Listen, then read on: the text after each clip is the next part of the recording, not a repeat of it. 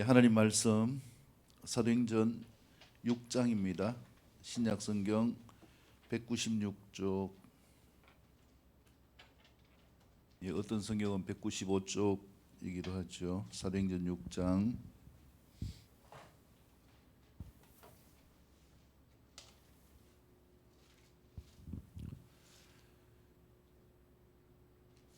오늘 말씀을 통하여서 신앙의 평행을 위해 세워진 일꾼들과 천사 같은 모습들이라는 제목으로 은혜를 나누기를 원합니다. 이 평행이라는 단어가 균형이죠. 이 참 쉽지 않습니다. 우리가 세상 가운데서 조금 전에 영상을 본 것처럼 그리스도인의 삶을 이해하지 못하는 분들과 함께 살면서 또 믿음의 삶을 꾸려가야 하는 이러한 가운데서 세상에서 이 균형되어진 삶, 평행되어진 삶을 어떻게 이루어갈 것인가.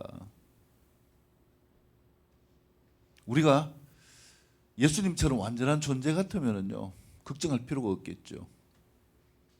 근데 우리가 예수님 앞에 서게 되어질 때에 내가 죄인이구나라는 것을 알게 되어지고 죄인된 모습으로 서게 되어지는 것이죠. 그리고 그 모습 그대로 주님 앞에 올려드리면서 신앙의 여정을 이루게 되어지고 그 여정 가운데서 우리가 주님을 닮아가는 모습으로 성화되어져 가는 것이죠. 그렇기 때문에 세상 사람들이 볼 때에는 예수 믿는 믿음의 삶에 고귀함을 발견할 수도 없을 거예요. 차라리 예수님이 이 자리에 와 계신다면은 정말 예수님을 믿어야 되겠다 이렇게 생각을 할 수 있는데, 내가 봐도 은혜스럽지 못하고 별반 세상 사람들과 다를 것이 없는 이러한 똑같은 모습을 가지고 있는 것을 보면은 왜 내가 신앙생활을 해야 되는가, 왜 교회 가야 되는가 라는 것을 잃어버릴 수 있는 이러한 부분들이 있는 것이 우리가 나아가는 신앙의 모습이라는 것이죠. 그러나 우리가 세상에 살지만 하나님의 백성으로서 균형 있는 삶이 되어질 수 있기를 축복합니다. 옆에 분을 한번 축복합니다. 당신의 모습을 보니 천사와 같습니다. 할렐루야. 잘 한번 보십시오. 천사와 같은지. 근데 천사와 같으면 좋은데요, 어떤 때는 무엇과 같습니까? 마귀와도 같이 보이기도 합니다. 이게 우리 인간의 한계를 가진 그리스도인의 모습인 것이죠. 그래서 이러한 가운데서 어떻게 평행을 이루어가고 어떻게 균형 잡힌 신앙과 삶을 꾸려갈 수 있을 것인가, 이것은요 노력을 통해서는 불가능하다라는 거예요. 노력을 하고 해서 사람을 만족시키려고 해보세요. 그러면은 정말 당신이 나에게 이렇게 해줘서 진짜 고맙다 하면서 감격하여 눈물 흘리고 따라줄 것 같습니까? 오히려 더 잘해주면 잘해줄수록 어떻게 합니까? 더 큰 것을 요구해요. 잘해주면 잘해줄수록 고마운 마음을 갖는 것보다도 뭘 찾습니까? 흠을 찾게 되어지죠. 이것이 우리의 연약한 한계의 모습입니다. 그래서 우리가 천사와 같은 모습이 되어지기 위해서 필요한 것이 무엇인가? 애시당초 천사는요 사람도 아니고요, 우리가 어떻게 이러한 거룩한 존재로 살아갈 수 있게 되어지는가? 어떻게 가능할까요? 옆에 분을 다시 한번 축복할까요? 유심히 보면서 한번 축복해 주세요. 당신의 모습을 보니 천사와 같습니다. 할렐루야. 이게 숙제예요. 어떻게 우리가 천사와 같은 모습, 하나님의 거룩한 형상을 닮은 모습, 이 모습으로 살아갈 수 있을 것인가? 결론을 말씀드리면은 이것은 우리의 힘과 노력으로는 될 수가 없는 것이죠. 오직 하나로만 가능한 것입니다. 우리 안에 예수님이 오셔서 우리가 예수님의 성품을 닮아갈 때에 가능한 것입니다. 그래서 예수님의 능력, 이 말씀과 복음의 능력이 우리 안에 임하게 되어지면은 그분을 통하여서 우리 안에 거하시는 그분을 통하여서 우리의 모습이 무엇과 같이 보이는가? 천사와 같이 보입니다. 여러분을 축복합니다. 주님을 늘 만나고 삽시다. 할렐루야. 이것이 천사가 되는 모습이에요. 그래서 우리는 순간순간 지속적으로 주님이 필요합니다. 왜? 주님이 아니면 우리가 일상 가운데서요 거룩한 성도로서 거룩한 존재로 살아갈 수가 있는 힘이 없기 때문에 그렇습니다. 그래서 우리가 일상 가운데서 균형을 이루는 삶은 결국 우리의 힘으로 되는 것이 아니라 누구를 통하여 가능한 것입니까? 주님을 통하여서 가능한 것입니다. 주님을 닮아가는 삶을 이루어 갈 때에 가능한 것이다. 그리고 오늘 또 본문을 통하여서 신앙의 평행을 위하여서 균형을 위하여서 필요한 자들이 있습니다. 처음부터 내가 믿음이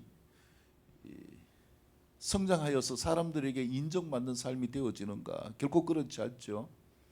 어린아이와 같이 젖먹이와 같은 신앙이 처음 출발입니다. 그런데 이때에 중요한 사람이 있어요. 누가 중요합니까? 나를 이끌어 줄 수 있는 사람. 그래서 주일학교 때는요, 누가 중요한가? 교사들이 정말 중요합니다. 가정에서는 누가 중요합니까? 믿음의 부모들이 중요합니다. 교회에서는 누가 중요한 것입니까? 믿음에 앞선 리더들의 모습이 중요합니다. 그래서 그 모습을 통하여서 신앙의 평행을 이루어가는 천사와 같은 모습들이 양산되어질 수도 있고, 아니면은요, 우리가 큐티를 고린도 전설을 하고 있는데 고린도 교회처럼 여러 가지 문제로 분란되어지고 이것 가지고 싸우고 저것 가지고 싸우면서 인간의 한계와 바닥을 보게 되어지는 이러한 부분들도 살펴볼 수 있습니다. 그래서 오늘은 이러한 균형에 대해서, 평행에 대해서 이 부분들을 위하여서 세워진 일꾼의 역할에 대해서 본문이 말씀하는 대로 교훈을 살펴보기를 원합니다. 자, 먼저 1절에서 7절까지의 말씀을 일어나서 같이 읽도록 합니다. 봉독해 올립니다. 1절에서 7절까지의 말씀입니다. 시작.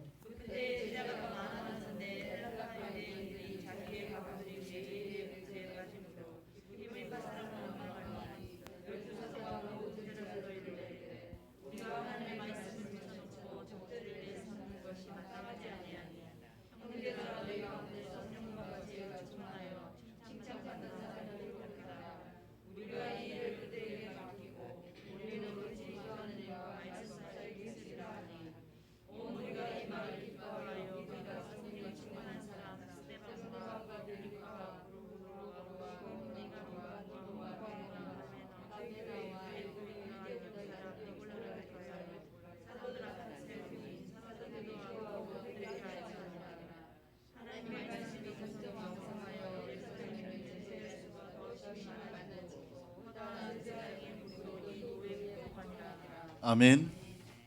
첫 번째 우리에게 필요한 것은 무엇인가? 주보에 보면 1번이 있죠. 같이 읽습니다. 시작. 온전한 교회로 세워지고 바른 성도로 자랄 수 있도록 돕는 일꾼들인 성령과 지혜가 충만한 평신도 리더들을 세우라. 할렐루야. 우리가 균형 있는 믿음을 위하여서, 성장을 위하여서 돕는 자가 필요하더라는 거예요. 그래서 이 돕는 역할을 하는 부분을 오늘 본문에서는 7 집사를 세우는 것이죠. 안수하여 세우는 7 집사에 대한 내용을 말씀하고 있습니다. 근데 그 돕는 역할이 무엇입니까? 우리가 이 믿음 가운데서 신앙생활을 하면서 막 진짜 큰 것을 가지고 갈등하고 그것 때문에 믿음이 흔들리고 그것 때문에 하나님을 떠나게 되어진다. 사단은요 그렇게 일하지 않아요. 왜냐하면 믿음을 가지고 공격하면 마음 안에서 자꾸 뭐가 생깁니까? 믿음이 생겨요. 믿음을 공격받으면 내 안에 자꾸 하나님을 붙들어야 되는구나. 하나님을 붙들고 나아갈 때에 승리할 수 있구나. 어떻게든지 내가 하나님을 붙들자. 이렇게 하면서 나의 부족함, 나의 죄인됨을 알고 자꾸 내 삶의 걸음이 누구를 향하여 나아가려고 갈망합니까? 주님을 향하여 나아가려고 갈망해요. 그래서 우리가요 이 부분에 있어 어떤 분들은 굉장히 급속하게 믿음의 진보를 보이기도 하지만 어떤 분들은 더디게 넘어졌다 일어났다 떠났다 또 주님을 찾았다 하면서 더디게라도 주님을 붙들고 나아갈 수 있는 이 힘, 근원적인 믿음을 통하여서 사단이 우리를 무너뜨리려고 하는 어리석은 행동을 하지 않습니다. 그러면 무엇을 가지고 자꾸 건드립니까? 삶을 통하여서 건드리는 거예요. 삶의 문제를 통하여서 마음이 주님을 붙잡는 힘을 잃어버리게 만들고 주님을 바라볼 수 없도록 만들어버리면 이제 그 삶이 균형이 무너지는 거예요. 그래서 하나님을 바라고 세상 속에서 살아가는 이 삶의 균형이 무너져서 하나님을 외면하고 세상 속으로 살아가는 안타까운 삶이 되어지는 것입니다. 근데요, 이 삶을 촉발하는 계기가 뭔가? 믿음의 문제가 아니라 아주 사소한 거예요. 그래서 내가 교회 왔는데 분위기가 어떻더라, 어떤 사람이 이렇게 행동하더라, 나에게 한마디 던지는 말이 기분 나빠질 수도 있고요. 이러한 사소한 것들 때문에 교회를 떠나고 믿음을 떠나고 하나님을 떠나게 되어지는 것, 이것이 사단이 일하는 방법이에요.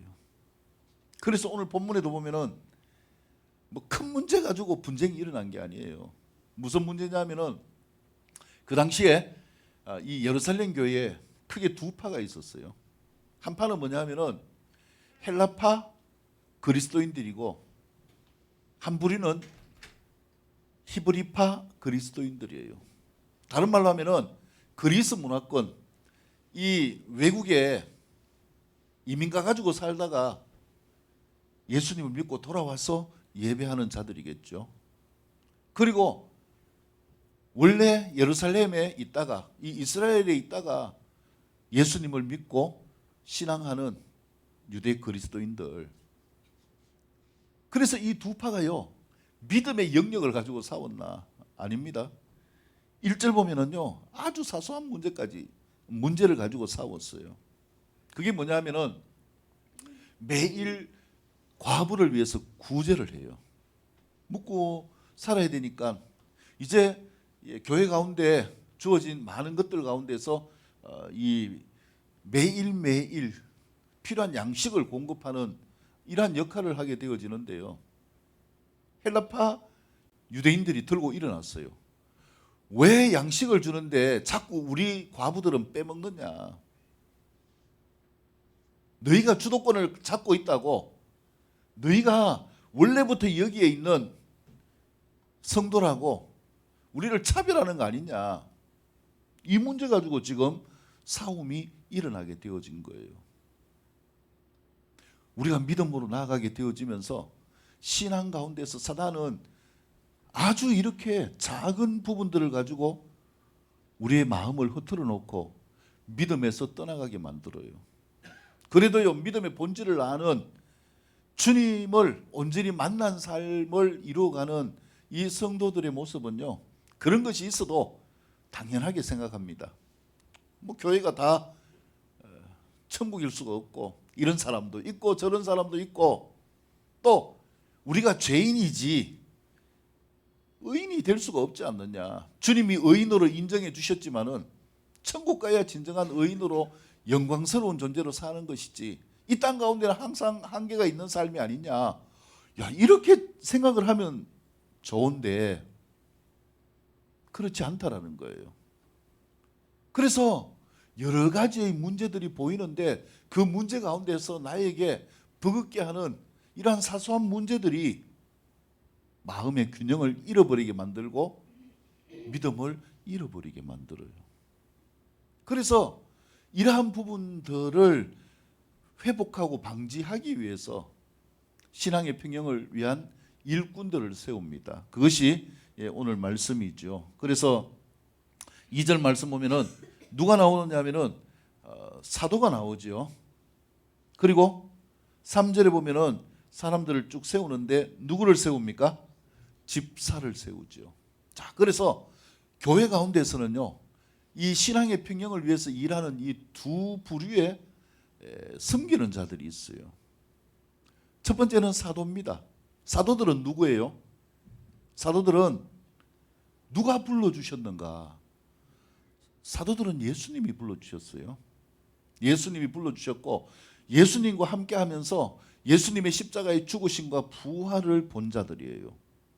그리고 예수님이 그들에게 무엇을 주셨는가? 사명을 주셨어요. 이렇게 해서 제자된 사람들이 사도예요. 이 사도 가운데서 대표적인 사도, 주님이 세우신 사도, 500여 형제들 가운데서 세워진 예루살렘 교회의 대표적인 사도가 12사도지요. 그래서 이 사도들은 예수님이 불러주신 자들이에요. 소명을 주셔서 세운 자들이에요. 자, 근데 이 7 집사들은 누가 불렀을까요? 예수님이 불러주신 게 아니라 교회의 필요에 의하여서 세운 자들이에요. 그래서 교회가 지금 뭘 하기 위해서 이 일꾼들을 뽑는가? 이 문제를 가지고 뽑는 거예요. 공평하게 이 배급하는 것을 분배하도록, 이것을 가지고 분쟁이 없도록, 또 말씀처럼 자꾸 이런 문제가 생기니까 사람들이 누구를 찾습니까? 사도들을 찾는 거예요. 왜 이거는 이렇게 합니까? 이거 불공평하잖아요. 이거 안 되잖아요. 이런 문제 때문에 그렇잖아요. 하면서 자꾸 예수님의 12사도들을 찾아서 자기의 것을 하소연하고 또 하소연하니까 예루살렘 교회에서 우리가 이 공개를 위하여서 이 부분을 맡아서 전담할 사람들을 세우자. 이렇게 세워진 것이 7 집사들이에요. 스데반과 빌립과 니가노르와 브르고르와 디몬과 바메나와 니골라. 이렇게 7 집사들을 세웠어요. 자, 그래서 이 집사의 직분은요, 주님의 부르심이 아니라 교회의 필요에 의하여서 누가 안수하여 세우는가? 교회가 안수하여 세우는 자들입니다. 그래서 신앙 가운데서요, 우리가 평형을 이루기 위해서는 이 두 일꾼들이 필요합니다. 그래서 오늘날 주님께서 콜링하여서, 주님께서 사명을 주셔서 세워준 사람들의 역할, 목회자의 역할들이겠죠. 그리고 교회에서 평신도로서 직임을 따라서 맡은 역할이 필요하여서 세워진 이러한 일꾼들이 있죠. 그 당시에는 안수하여 세운 집사에서 출발하지만은 요즘에 보면은 여러 직임들이 있어서 그 직임들이 교회를 섬기고 또 교회를 유지해가는 일들을 감당하게 하는 이러한 부분들을 볼 수 있는 것이죠. 그래서 이 부분들은 교회에서 중요한 역할입니다. 일꾼들을 세워서 일꾼들이 성도들을 잘 신앙생활을 할 수 있도록, 또 이런 어떤 하소연과 같은 것들, 왜 우리는 배급하는데 빠지게 하느냐, 이런 것들을 가지고 그 분쟁이 일어날 소지를 또 이해시켜주고 위로하고 격려하는 역할, 이게 집사의 역할인 것이죠. 그리고 사도의 역할은 무엇입니까? 하나님이 무엇을 위해서 선택해 주셨습니까? 말씀해 보니까 무엇을 하도록요? 4절 말씀 보면은 오로지 기도하는 일과 말씀 사역에 힘쓰도록. 그래서 교회를 위해서 기도하고 성도들을 위해서 기도하고 말씀을 전하는 일들에 힘쓰도록 하는 것, 이것이 뭐냐면은 균형 잡힌 교회의 모습인 것이죠. 그래서 교회는요, 이렇게 세워지고 발전되어져 가야 되는 것이죠. 근데 뭐 그렇게 하지 않고 싶은 사람이 어디 있겠어요. 근데 이제 사람이 없으면요, 이 역할들을 못 하는 거죠. 그래서 중요한 것이 무엇입니까? 교회가 사람을 세우기 이전에 사람이 뭐 해야 됩니까? 사람이 있어야 되는 거죠.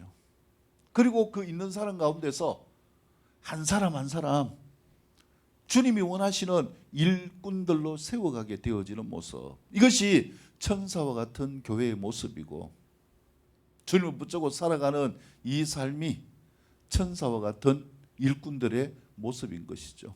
옆에 분을 다시 한번 볼까요? 천사와 같습니다. 할렐루야. 예, 그래서 우리가 누구 때문에 천사와 같이 되는가? 누구 때문에요? 주님 때문입니다. 무엇을 위하여서? 예, 하나님의 영광과 하나님의 일들을 위하여서요.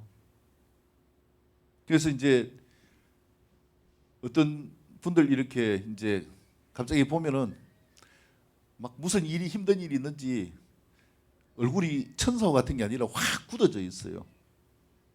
근데 제가 이렇게 쏙 보는데 갑자기 뭐 합니까? 순간적으로 빨리 얼굴을 추스립니다. 해가지고 무슨 모습으로 바꿉니까? 짠하고 천사의 모습으로 바꾸는데 이상한 천사가 되어 있어요. 예, 뭔가 이게 굳어져서 어색한 모습. 그래도 그거 감사한 거 아닙니까? 그냥 있는 모습 그대로 보여지기보다도 누구처럼 보여지기를 원합니까? 천사와 같은 모습으로 보여지기를 원하는 것. 이것은 우리의 열망일 것이고요. 이러한 삶을 위하여서 주님은 일꾼들을 세우셨다라는 것이죠. 네, 그래서 7절 말씀 보면은 이러한 일곱 집사를 안수하여 세우고 난 다음에 하나님의 말씀이 점점 왕성하여 예루살렘에 있는 제자의 수가 더 심히 많아졌다.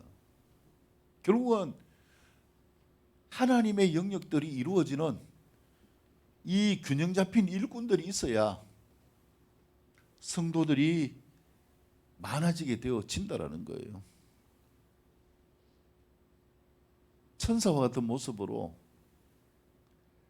섬기고 양육하고 하는 이러한 일들이 필수라는 것이죠. 그래서 이러한 일들을 통하여서 허다한 제사장의 무리도 이 도에 복종하니라. 그 당시에 예수님을 잡아서 십자가에 못 박아 죽게 만든 이들, 이 제사장 무리들이 부활에 대한 부분도 인정하지 않는 이들이 예수님을 믿게 되어진 것들, 무엇 때문일까요? 천사와 같은 일꾼들 때문입니다.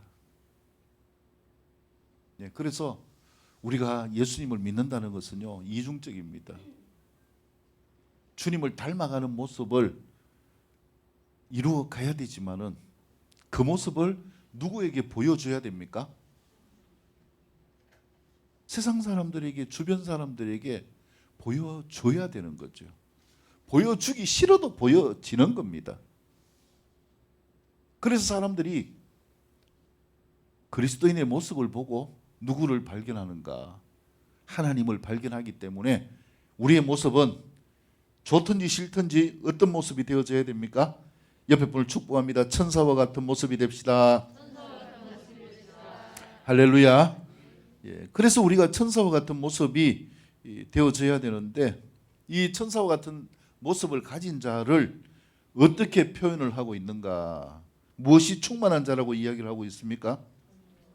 3절 말씀 보면은 성령과 지혜가 충만한 자. 자, 우리가 천사가 될 수 있는 비결이 바로 여기에 있어요. 옆에 볼 축복합니다. 성령 충만합시다. 지혜로운 자가 됩시다. 할렐루야. 그래서 성령 충만이 필요해요. 우리가 천사처럼 살고 주님이 우리에게 맡겨주신 것을 감당할 수 있는 비결은 우리 힘으로 안 돼요. 앞에서 말씀드린 것처럼 누가 우리에게 임하셔야 됩니까? 성령님이 나에게 임하시고 성령님이 내 주인으로 사실 때에 가능한 것입니다. 그리고 또 하나 뭐가 필요해요? 지혜가 필요합니다.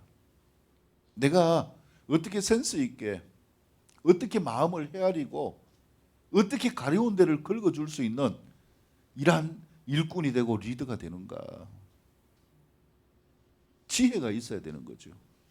그래서 이런 지혜가 있게 되어질 때에 그 옆에 있는 사람은 항상 주님을 붙잡고 나아가는 걸음 가운데서 찬스마다 위기마다 새롭게 주님을 붙잡고 나아갈 수 있는 발전된 신앙이 되어지는 것이죠. 근데 이 지혜도 어디에서 오는 것입니까?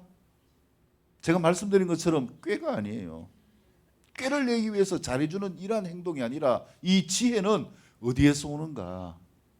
하나님으로부터 옵니다. 잠언이 말씀하는 지혜자는 누구입니까? 예수님이 바로 지혜자입니다. 그래서 우리가 천사와 같은 모습이 되어지는 것은 결국 누구를 통해서 가능한 것인가? 옆에 분 축복합니다. 하나님을 닮읍시다. 그러기 위해서 하나님을 붙듭시다. 그러면 만사 오케이입니다. 할렐루야. 하나님을 붙드는 삶이 필요한 거예요. 어떤 시골 할아버지가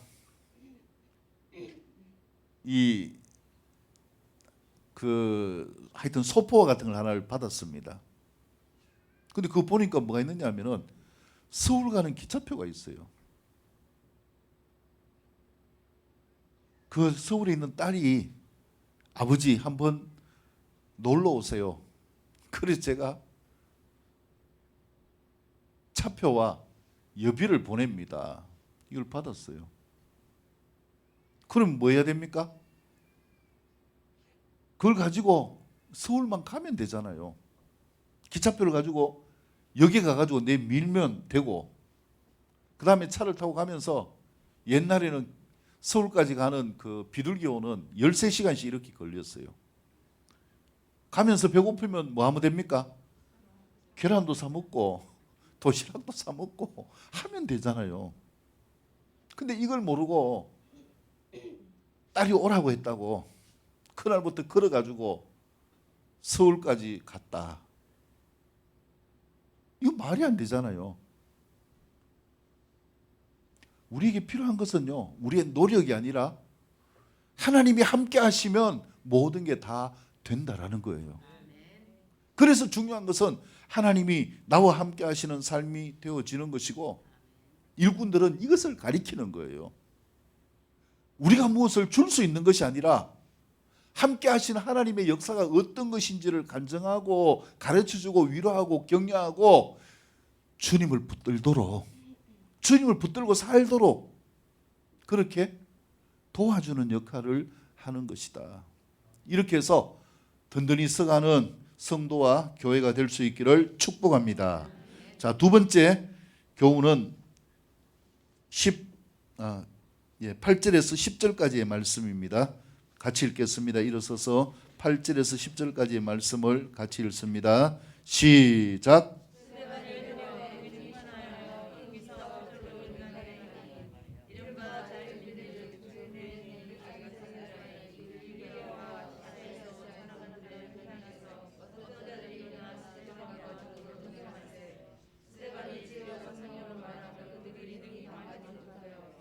아멘. 자, 두 번째 필요한 일꾼의 교훈이 무엇입니까? 지혜와 성령으로 복음을 전하며 세상이 감당하지 못하는 능력과 은혜와 기사와 표적들이 사람들에게 나타날 수 있는 삶. 그래서 세상이 능히 감당하지 못하는 삶이 될 수 있기를 축복합니다. 저 사람은요, 뭐 내보다 잘난 것도 없고 그런데 희한하게 뭔가 풀려가고 저 사람 앞에 가면은 희한하게 내가 작아지고 저 사람과 함께 하면은 뭔가 마음이 편안하고 저 사람과 함께 하면은 뭔가 되는 것 같고 이 뭔가를 가지고 그 사람은 이렇게 연구해 보세요. 답이 나올까요? 인간적으로 보면은 별반 차이가 없어요. 오히려 나보다 못할 수도 있어요. 근데요, 그 이유가 무엇인가? 앞에서 말씀드린 것처럼 그 마음 안에 누가 계시기 때문에 옆에 분을 축복합니다. 주님이 함께 합시다. 할렐루야. 주님이 함께 하시기 때문에 세상이 감당할 수 없는 삶이 되어지는 것입니다. 그래서 8절 보면은 스데반이 은혜와 권능이 충만하였다. 은혜와 권능은 누가 주는 거예요? 돈 주고 사는 것이 아니라 하나님이 값없이 돈 없이 선물로 주는 것입니다. 그래서 성령을 우리에게 선물로 주셔서 은혜와 능력이 충만하게 하시는 거죠. 자, 그래서 큰 기사와 표적을 민간에게 행하니 사람들 가운데서 이 은혜와 기적을 나타내는 삶을 이루었다라는 거예요. 그래서 자유민들, 즉 구레네인, 알렉산드린, 길리기아와 아시아에서 온 사람들이 회당에서 일어나 가지고 스데반과 더불어 논쟁을 하였다. 이 스데반은 누굽니까? 7 집사 가운데서 첫 번째 되는 사람이죠. 근데 이들이 스데반을 당했습니까? 못 당했습니까? 못 당하였다. 그 이유가 무엇입니까? 지혜와 성령으로 말하는 것을 보고. 할렐루야. 내가 하는 말들이 내 말이 아니라 하나님이 주시는 지혜와 성령으로 말하는 삶이 될 수 있기를 축복합니다. 그래서 이 삶을 통하여서 하나님이 원하시는 것이 무엇인가? 하나님의 일꾼으로 사는 삶을 원하신다라는 거예요. 그렇기 때문에 우리가 목사든지 성도든지 우리에게 필요한 것이 무엇입니까? 세상 사람들이 감당할 수 없는 그 삶을 살아갈 수 있는 비결이 무엇입니까? 누가 함께하는 삶입니까? 주님이 함께하는 삶일 수 있기를 축복합니다.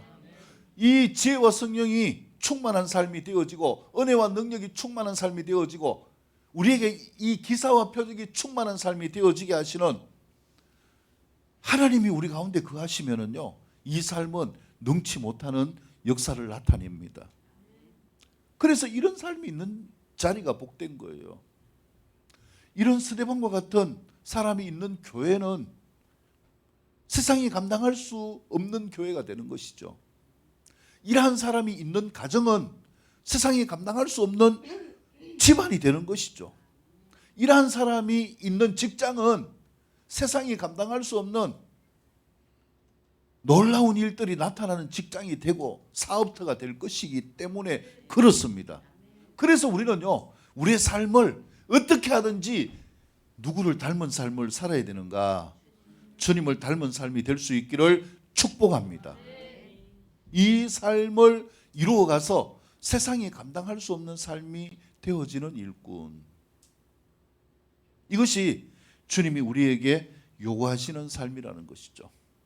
그렇다면 스데반이 이 충만한 능력을 가지고 무엇을 했는가?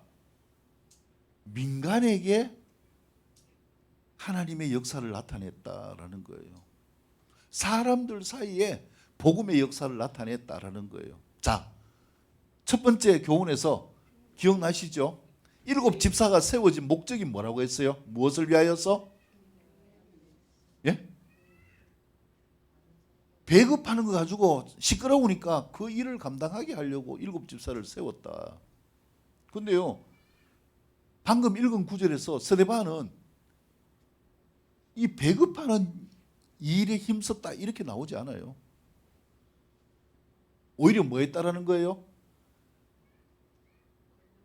은혜와 권능이 충만하여서 사람들에게 기사와 표적을 나타냈다. 그래서 세상이 감당치 못하는 이런 삶을 살았다. 이 스데반의 정체성이 무엇인가 이거예요. 스데반은 다른 말로 하면 스데반 집사님은 뭘 하는 사람이에요? 그리고 뒤에 7장에 다음 시간 나오지만은요, 스데반 집사님은 순교를 당했어요. 죽임을 당했어요. 뭐 때문에 죽었을까요?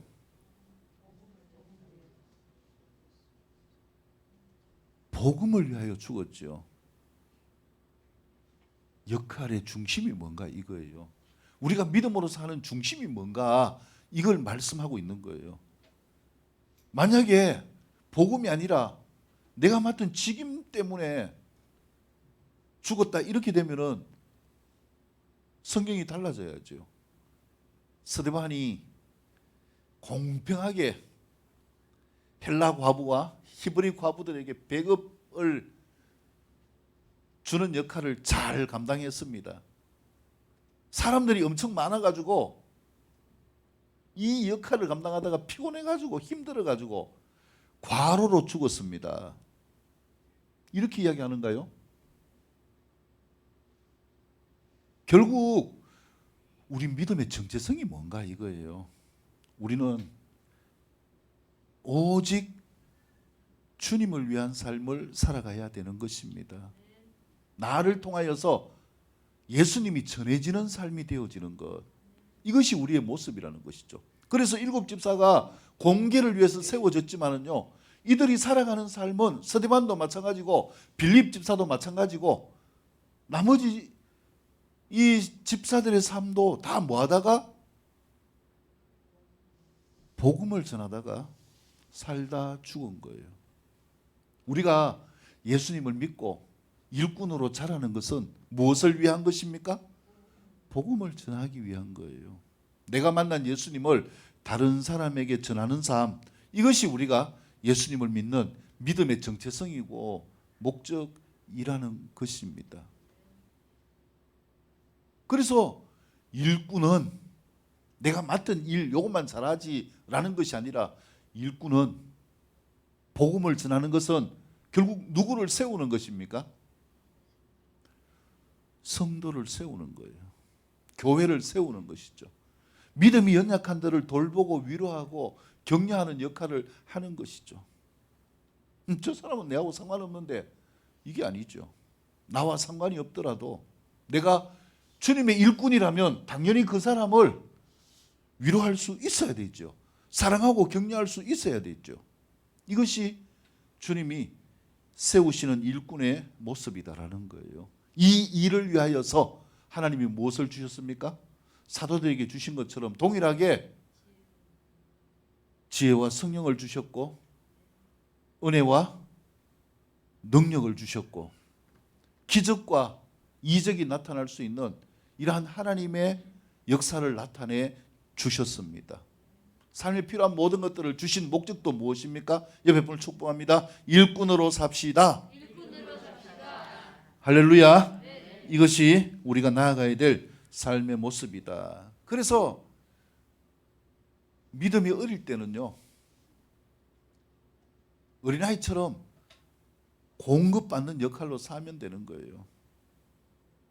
그냥 말씀을 가르쳐 주는 대로, 또 섬겨주는 대로 섬김을 받고요, 내가 자라나서 다른 사람을 섬기는 역할을 하는 것, 이것이 교회의 모습이다라는 것을 말씀을 드릴 수가 있습니다. 자, 마지막 세 번째 11절에서 15절까지의 말씀을 읽고 말씀을 마무리합니다. 11에서 15절 말씀입니다. 같이 읽습니다. 시작.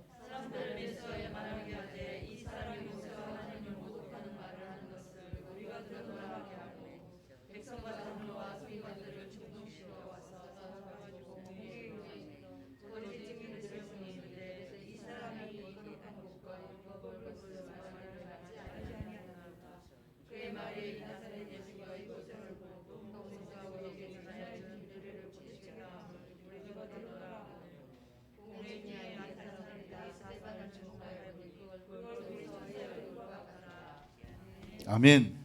마지막 세 번째는요, 이 균형에 대해서 우리가 생각해 보아야 될 필요가 있는 것이 뭐냐면은, 우리가 하나님을 따라 살면은, 복음을 따라 살면 반드시 뭐 하는 존재가 있다는 겁니까? 그것을 방해하는 존재가 있어요. 믿음이 방해를 안 받으면요 얼마나 순탄할까요? 근데요 내가 예수님을 믿고 나아가면은 이것저것으로 방해를 받습니다.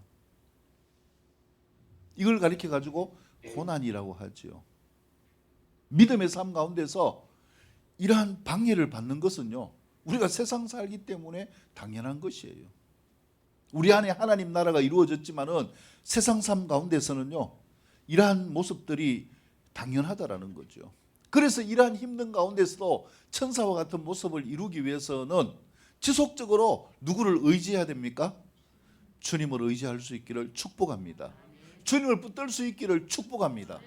주님이 평강을 주셔야 우리가 주님을 닮은 모습이 되어질 수 있는 거예요. 아침에 제가 기도를 하는데요 이것저것 여러 가지의 것들을 가지고 이렇게 올려드리려고 앉았습니다. 앉아가지고 이렇게 있는데 어떤 모습이 보여지느냐 하면은 제 이 얼굴 앞에 환하게 밝게 웃으시는 주님의 모습, 그 성화 보면 그런 그림이 있잖아요. 그 그림이 눈앞에 확 떠오르는 거예요.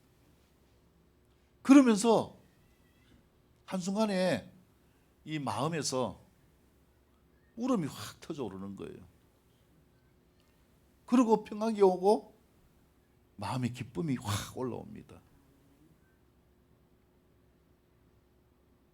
우리가 이 세상 힘듦 한계 가운데서요 이 버거움 가운데서 우리의 신앙을 방해하는 이 사단의 역사는 강력하게 우리를 노립니다. 어떻게 하든지 저 인간을 꺾어서 그 약점을 가지고 물고 늘어져서 예수님을 닮은 삶을 살지 못하게 할까. 이게 사단의 고민이에요. 그래서 우리를 이렇게 무너뜨리려고 하는 거죠. 근데요 뭐 하나 하면 이기는가. 주님이 함께 하시는 이 삶이 되어지면은 다른 것은 문제가 될 수가 없는 거예요. 그래서 저는 오늘 아침에 이게 얼마나 위로가 됐는지 몰라요. 환하게 웃으시는데 그렇게 웃어주시는 주님의 모습이 이 성화가 눈앞에 딱 그려지니까 아, 주님이 나를 위로하고 계시구나. 주님이 나를 격려하고 응원하시는 거구나. 이 마음이 확 들고요. 그러니까 마음 안에 평강이 확 임하게 되어지고 기쁨이 올라오게 되어지고 우리가 살아가는 삶은 우리의 노력이 아닙니다. 주님이 함께 하시는 이 삶이 필요한 것은 이 세상은요 무엇을 가지고 우리에게 도전하는가. 세상은 군모술수와 속임과 거짓 처세와 악한 꾀를 가지고 자꾸만 우리를 향하여 도전해 오는 거예요. 그 위에 보면 누가 있습니까? 사단이 있는 거예요. 어떻게 하든지 주님을 믿지 못하고 우리를 멸망의 나락으로 이끌려고 하는 이 사단의 계획이 우리를 지속적으로 방해하는 역할을 하게 되어지는 것이죠. 자, 그런데 보면은 스데반이 이렇게 복음을 전하는데 11절에 보면 사람들을 뭐 하였습니까? 매수하여서 이 사람이 모세와 하나님을 모독하는 말을 하는 것을 우리가 들었다. 이렇게 하면서 거짓 증언을 세워가지고 스데반을 잡아 죽이려고 재판을 거는 것. 이게 본문이에요. 그래서 우리의 삶 가운데서 보면은요, 예수님을 믿는 믿음으로 나가려고 하면은 이런 많은 방해들이 있다라는 거죠. 우리를 노리는 거짓 이러한 정인들이 많이 있다라는 거예요. 여기에 속아서 좌절하지 마시기를 축복합니다. 이러한 소문들은요 또 굉장히 크게 빨리 번져요.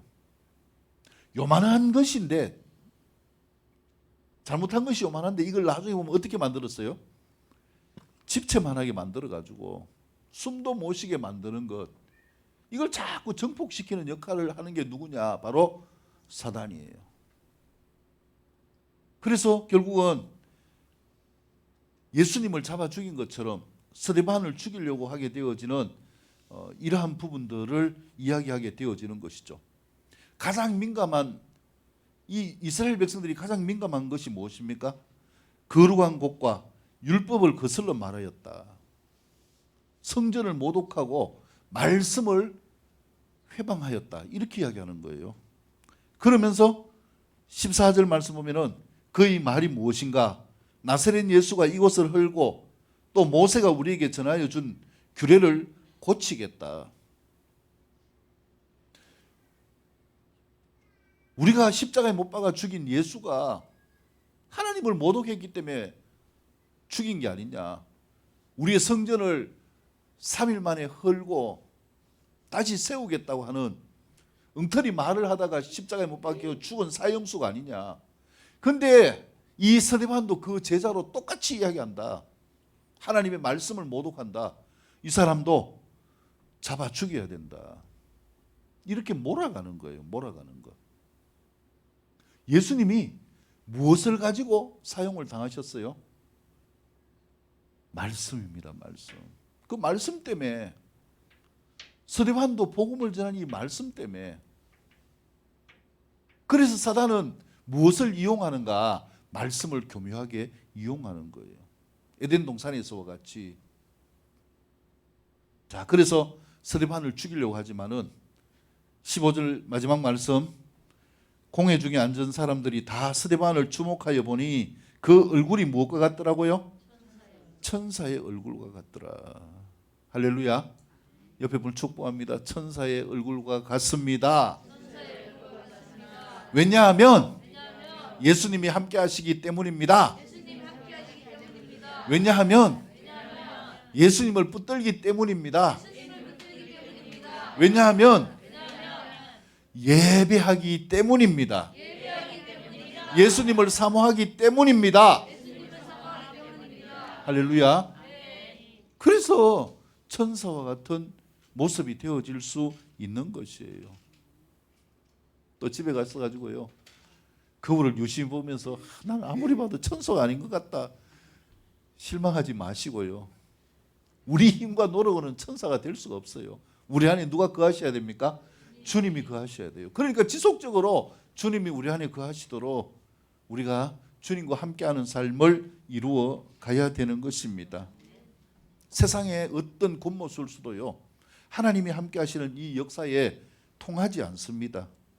그래서 하나님의 영광의 임재가 나타나는 천사와 같은 거룩한 모습이 되어진 삶은 세상이 감당할 수 없는 거예요.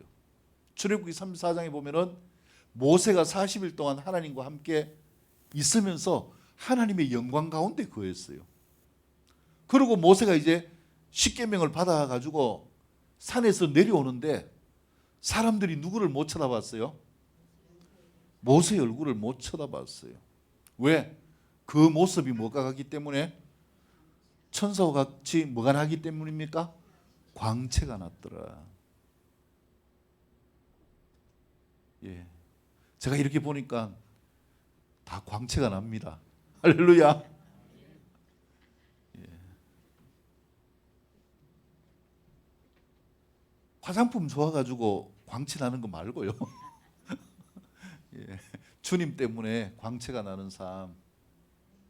사모하는 자들에게 주님이 임하시면은요, 뭐가 달라지는가? 얼굴이 달라져요. 그래서 우리가 예수님을 믿고요, 엔카운터를 받고 이렇게 보면은 뭐가 달라져 있습니까? 얼굴이 달라져 있어요. 천사와 같은 모습이 되어져 있는 것. 그래서 시편 34편 5절 말씀은요, 그들이 주를 앙망하고 광채를 내었으니 그들의 얼굴은 부끄럽지 아니하리로다. 우리가 하나님을 바라보는 자는 하나님이 우리를 뭐하게 하지 않는가? 부끄러움을 당하지 않게 하십니다. 하나님을 붙들고 사는 삶은요, 그 순간에는 부끄러운 것 같지만, 고난을 당하는 것 같지만 반드시 뭐합니까? 하나님의 영광이 나타나는 삶으로 회복시켜 주시는 걸 믿으시기를 축복합니다. 그 다음에 고린도후서 4장 6절, 어두운 데에 빛이 비치리라 말씀하셨던 그 하나님께서 예수 그리스도의 얼굴에 있는 하나님의 영광을 아는 빛을 우리 마음에 비추셨느니라. 할렐루야. 이 영광의 빛을 어디에 비춰주니까요? 우리 마음에 비춰주시니까. 예수님의 그 빛이 어디에 들어오니까? 우리 마음에 들어오니까. 우리 얼굴이 뭐와 같더라? 천사와 같더라. 여러분들의 마음 가운데, 제 마음 가운데 주님의 말씀이 빛을 나타낼 수 있기를 축복합니다. 이 삶을 통하여 우리가 천사와 같이 되어지는 거예요. 그렇기 때문에 제가요, 이것의 통로인 두 가지를 항상 강조하는 거예요. 말씀과 기도예요. 말씀과 기도. 제가 큐티를 보내고 또 큐티를 강조하는 것도 우리 마음 안에 말씀이신 주님이 충만하도록 하기 위한 거예요. 그래서 제가 이렇게 보면서요, 진짜 이 진심으로 말씀을 내 마음속에 담기만 해도요, 그 마음에 빛이 납니다. 내가 주님을 바라보면서 하나님, 나는 아무것도 할 수 없습니다. 나를 이끌어 주세요. 도와주세요. 이 교제하는 삶을 이루어 가기만 해도 우리의 얼굴이 천사와 같이 변하게 되어진다라는 것입니다. 결국 결론적으로 말씀드리면은 이 모습은 주님과 함께 나타날 수 있는 삶이 되어지는 것입니다. 그렇기 때문에 교회는요, 이런 일꾼들이 세워져야 되는 거예요. 누구와 함께하는 삶? 주님과 함께하는 삶. 그 모습이 어떠한 삶? 천사와 같은 삶. 이 삶의 모습이 우리의 모습이 될 수 있기를 축복합니다. 그래서 우리가 본질에 충실하는 거예요. 이 삶이 되어져야 일꾼도 될 수 있고 전도도 할 수 있기 때문에 그렇습니다. 그래서 마지막으로 말씀드린다면요, 이것 가지고 또 고민하지 마세요. 내가 천사와 같은가 보고 실망해가지고 천사와 같은 모습을 만들어야 될 건데 하면서 요즘 그 학원 같은 데 있잖아요.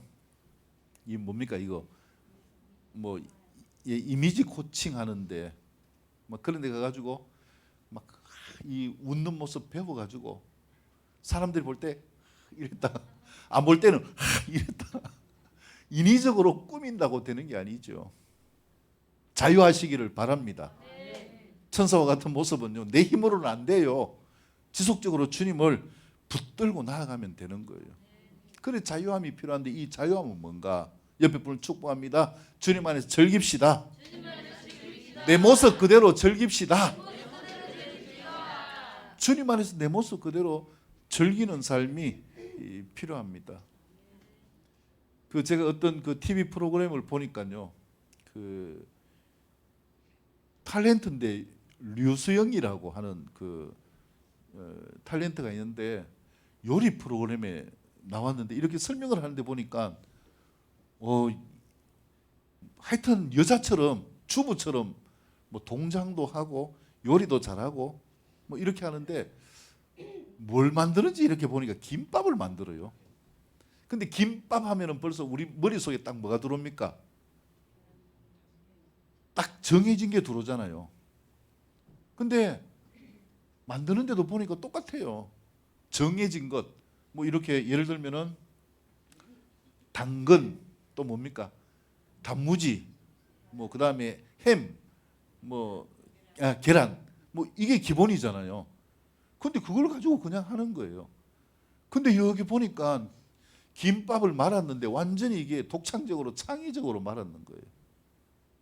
거기다가 아보카도 얹어가지고 말았는 거 보니까 그걸 보면서 제가 이렇게 느끼는 게 뭐냐 하면은 이렇게 봤는데 이 친구는 그걸 가지고 막 돈벌이를 하려고 부담을 가지고 보여주기 위한 게 아니라 그 자체를 즐기는 거예요.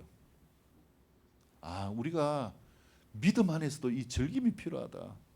내가 주님을 따라 살려고 애쓰고 노력한다고 되는 것이 아니라 그냥 주님을 붙잡고 주님이 말씀하시는 대로 또 본질인 말씀과 기도 안에서 나를 갖고 가다 보면은 때에 따라서 주님이 나를 강력하게 이끄실 때도 있고 나를 세우실 때도 있고 이 가운데 제일 중요한 것은 율법으로 돌아가는 것이 아니라 자유함이 필요한 것이구나. 내가 지키려고 하다 보면은 자유함을 잃어버리고 얼굴이 굳어져요.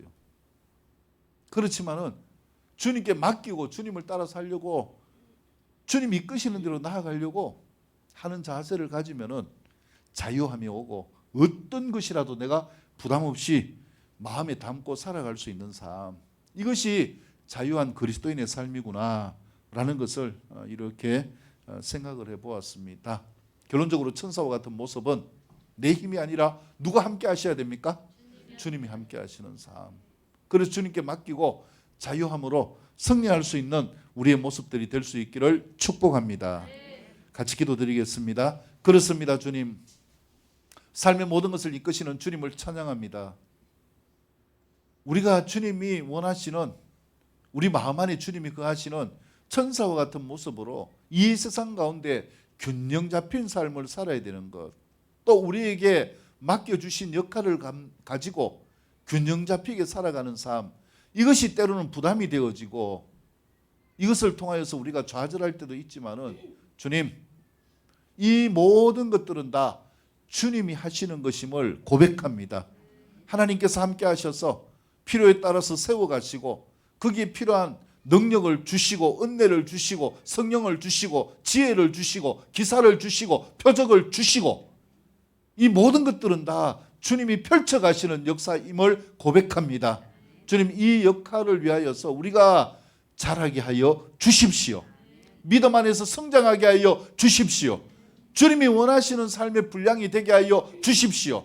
그래서 다른 사람을 돕고 다른 사람에게 주의 사랑을 나타내며 주의 능력을 나타내는 천사와 같은 모습, 이 시대 많은 죽어가는 영혼들을 살려가는 귀한 주님의 일꾼들로 살아갈 수 있는 우리 모두가 될 수 있도록 축복하여 주십시오. 그렇게 이끌어 가실 주님을 찬양합니다. 주님 홀로 영광 받아 주십시오. 예수님의 이름으로 축복하며 기도드립니다. 아멘. 하나님께 영광을 올려드리겠습니다.